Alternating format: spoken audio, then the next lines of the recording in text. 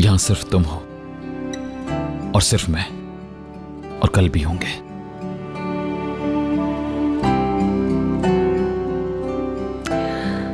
हमारा कोई कल नहीं है मीरान। तुम देख लेना, हम दोनों कभी एक दूसरे से अलग नहीं होंगे रेयान। ये खाओ, बहुत मजे के हैं ये।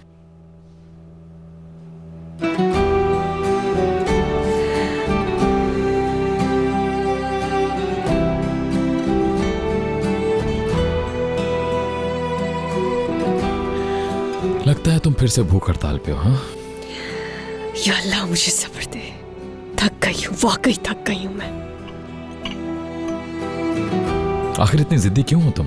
क्या तुम्हें भूख नहीं लगी? लगी है मुझे, मगर मैं तुम्हारा दिया हुआ खाना नहीं खाऊंगी कभी। ठीक है, चाहो तो बिल तुम पे कर सकते हो।